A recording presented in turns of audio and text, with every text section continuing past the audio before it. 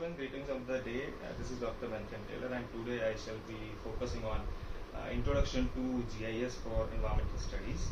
Now, this particular tutorial is a part of upcoming tutorial videos where we'll be delivering the hands-on training modules on quantum GIS, which is an open source GIS software. But before we start working on the software, we need to understand what a geographical information system is.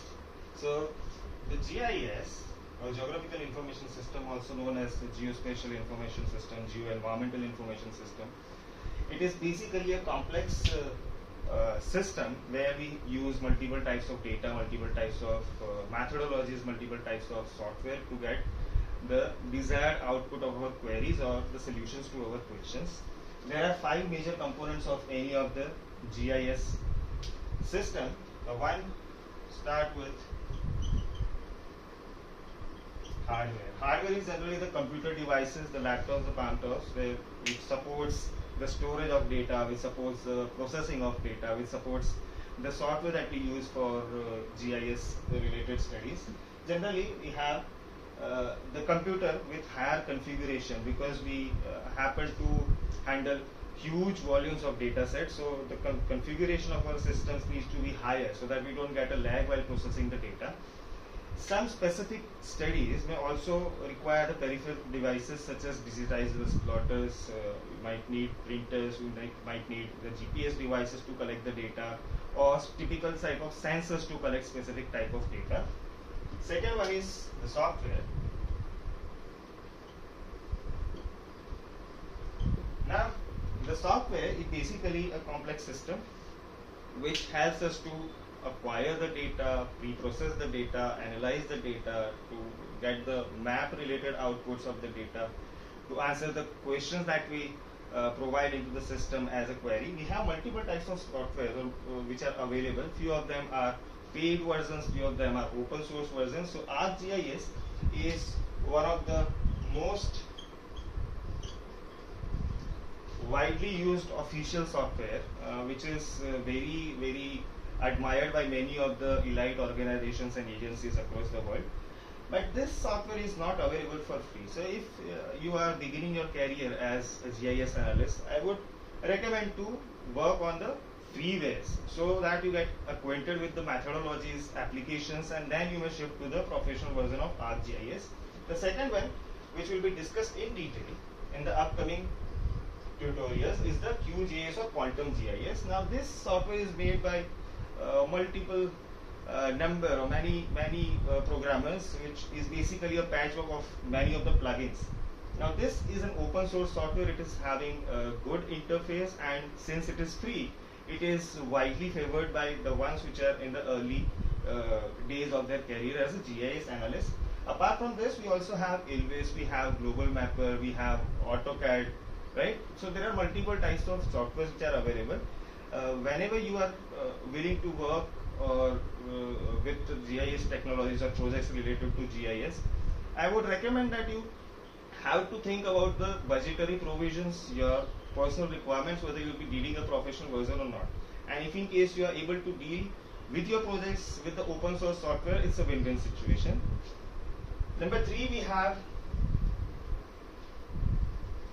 data. Now without data, neither your hardware nor your software would be of any use. So we need to have data which is very right as per the requirement of the projects. Now data that we use in GIS studies, they are of different types. So we use spatial data, we use attribute data, and we also have to consider the metadata. Now spatial data is basically the data that is spread across the space. Again, they are divided into 2 data sets, the vector and the raster. Now vector data set is basically a mathematical equation. There are 3 types of vector data sets: the point, the line, and the polygon. The point, which is a type of vector data set, is made up of x and y coordinates, whereas the line is made up of a series of XY coordinates. So this line is basically made up of multiple points, but which is an open feature and not enclosed as a polygon. Because a polygon is an enclosed feature which is constructed by using the points in a particular pattern, right? So with the help of vector data set, we can showcase the real world features, almost all of them. See, for example, we have a police station, an urban health center, right? So this would be expressed as a point data set. Where you have the road network, you would be using the line data set, and when you have a park or a lake, it would be a polygon, right? Next, we have the raster data set. So unlike vector data set, which is a mathematical equation, the raster data sets, they are made up of pixels. Now these pixels are picture cells. So in a raster data set, which is made up of pixels, now each of this pixel is having a unique value, and a typical arrangement of all of the pixels, they provide a fruitful information as a part of raster data set. When we use the raster data set, we have there are multiple reasons why we need to use the raster data set. When you need to show the continuous spread of information, such as population density of India, how the land surface temperature varies from one place to another place. So in this case, you need to have a continuous stretch of information. Now raster data set provides us such benefits to have the data spread across a larger geographical area, and which is not discrete as in the case of the line, point or polygon. Now when you zoom raster data set, it would ultimately be reaching to the pixel size, and after that you won't be able to zoom it anymore, right? Whereas in case of vector data set, since they are the mathematical equations, they are not prone to this distortion when we zoom it, right? So if you keep on zooming a vector data set, you won't be finding any distortion. It is similar to a rubber band. When you stretch it, it would get larger in perimeter. When you allow it to be to its own original position, it will again be getting the same type of shape without getting distorted. So that is how you have the relative distribution of points where we are using the vector data sets. Third one is the metadata. Okay, there is one more thing about the raster data set. See, the higher resolution is generally provided by smaller pixel size.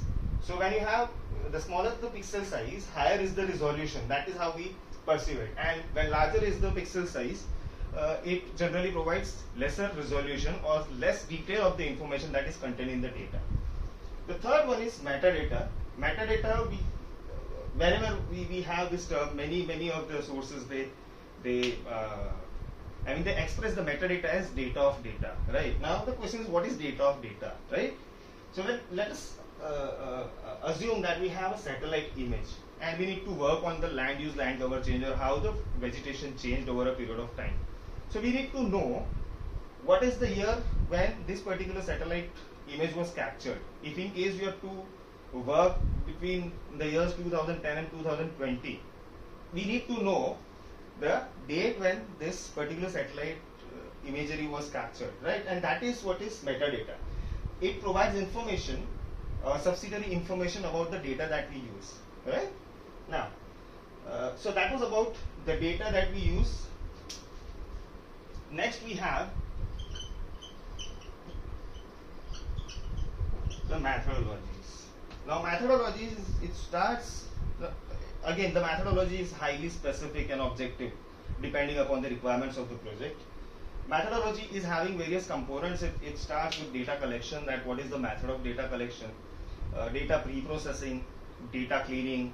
We need to process the data before it is supposed to be used. For example, we have a satellite, or we have a topo sheet which is in an image form, right, and it doesn't have its geolocation. So georeferencing is a process which makes that particular topo sheet having a particular address so that we can start working on it by digitizing certain features.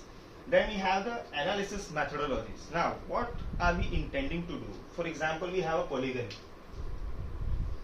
and we need to identify all the features which are within, say, 100 meters buffer zone. So we apply a tool called buffer to create such kind of another shapefile to serve the purpose. Again, this analysis methods depending upon what is the desired outcome, it keeps on changing, right? Now, since we have hardware, software, data and methodologies, it also includes the methodology of mapping. So we have different types of methods to get the desired maps as an output.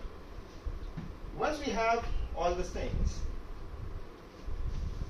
one of the components still remains missing, that is you, me, us, anyone who is willing to work with the GIS technologies. So there we have. Now, to work with GIS technologies, it is believed that it's a computer-based system, but I am very happy to share with you people that you require very basic functional knowledge of computers. That is all. Believe me, you don't need to be a computer engineer or say a computer science specialist. You don't need those kind of skills. What you need is basic functioning of a computer. You need to know where certain keys are there on the keyboard. You should know how to minimize, how to maximize, and gradually in upcoming tutorial videos I'll be describing the interface of the system, various short keys and other things, right? Having said that, excuse me, what are the applications of this GIS techniques in environmental studies? So we have wide variety of applications. It starts with the natural resource detection, its management. It helps us understanding the degree of environmental contamination or environmental pollution. It helps us understanding how the land cover land and land use has changed over period of time. It helps us understand about the demographics of a particular geographical area. It helps us in real-time detection of forest fires and other applications. So you identify any of the sector where you have the spatial data, you have the applications of GIS technologies, right?